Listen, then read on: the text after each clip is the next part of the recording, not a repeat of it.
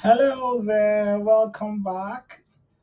We're going to be continuing from the first thing we started on fraction in its lowest term. I am your host, Mr. IK. Okay, now let's continue from where we stopped. Remember, we start with fraction in its lowest term. I explained to you how fraction can be reduced to its lowest term. For those of you that didn't watch the first video, I would suggest you go back and check and watch for you to be able to understand this part. So now let's continue from where we stopped. Okay, now we're looking at the word problem aspect of it. Now this question says Matt took 9 shots during a basketball game. He missed 3 shots. What fraction of his shots did Matt miss? And the question says express your answer in lowest terms. Matt took 9 shots during a basketball game. He missed 3 shots. What fraction of his shots did Matt miss? Express your answer in lowest terms. So how do we go about this? He took 9 shots. He missed 3. So they said we should express it in fraction in its lowest term. So let's express it in fraction first. Matt missed 3 over 9 of the shots. That's in fraction first. We've done the first thing. But now they said in its lowest term. So we'll pick them step by step, the numerator first, so that we can get the greatest common factor. But first, we have to find the factors of 3. And what are the factors of 3? We have 1 and 3. How about 9? We have 1, 3, and even 9 itself. So from this, we can simply look at it and say, okay, what is the common factor? 1 and 3 are both the common factors of 9.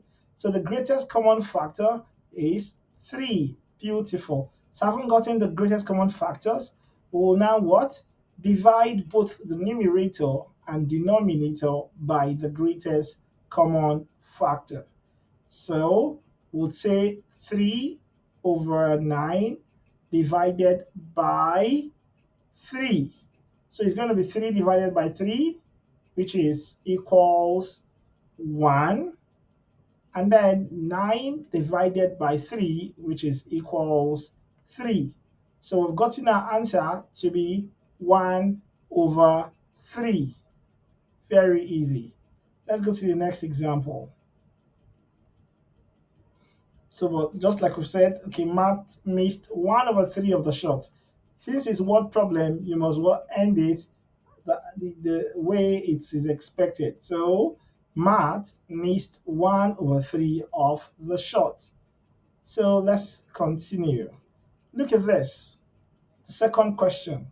The teacher asked about the students' favorite sports. 10 students like basketball. 8 students like soccer. 7 students like baseball. What fraction of the students like baseball? The question says express your answer in lowest term. So let's calm down and understand the question. The teacher asked about the students' favorite sports. 10 students like basketball, 8 students like soccer, 7 students like baseball. So the question says what fraction of the students like baseball? So we'll have to get the number of students first. So the total number of students is 25. How do I know it's 25? Because we'll add the number of students that loves basketball, baseball, and soccer. And the total of them is what? 25. And 7 loves baseball. So the question was asking us what fraction loves baseball. So the answer is 7 over 25.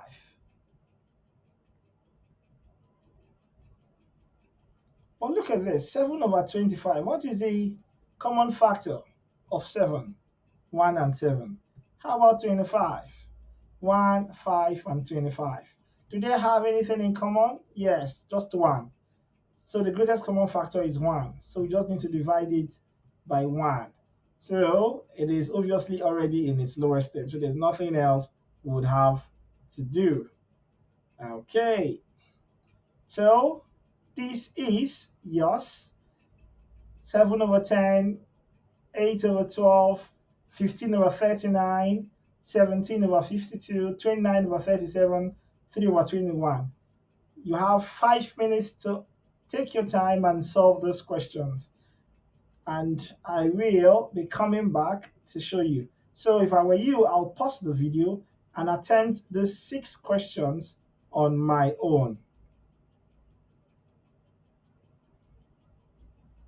Okay, if I've attempted or if you have attempted the questions, now let's try to see if you are correct.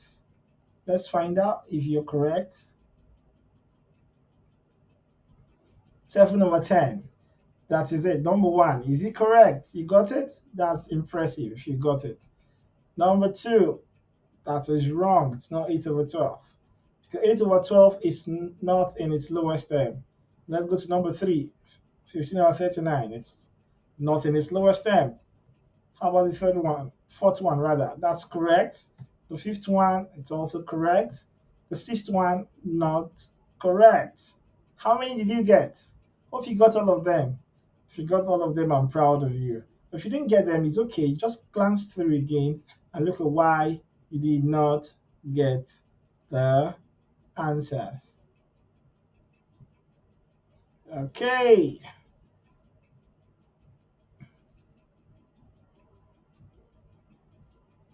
Now look at this question. This question says reduce each fraction to its lowest term. 8 over 12. First thing first, just I've told you already, you get the what factors of 8 and 12, and that's what you do with all. So if you're doing it, for 8 over 12, to reduce it is what? 2 over 3. Very easy. For 20 over 30 is 2 over 3. For 14 over 28 is 1 over 8, 2. Hope you got it. Next one is 3 over 5. Number 5 is 5 over 7. I want to believe you got all of it. And number 6 is 16 over 21. How many did you get? If you got all of them, I am proud of you. Okay, so we've come to the end of the class today. I want to believe you learned a thing or two from fraction in its lowest term. If you have any question, you can what? Ask me. But for now, I think I should ask some questions. Number one, what does it mean for a fraction or for a fraction to be in its lowest term? Yes, you're going to tell me your answer in the comment section. And number two, how do you simplify a fraction to its lowest term? And lastly, number three, can you give an example of how to use simplified fractions in real life situations? Okay, it's from Mr. Ike to all of you. I love you all. I look forward to seeing you in my next class.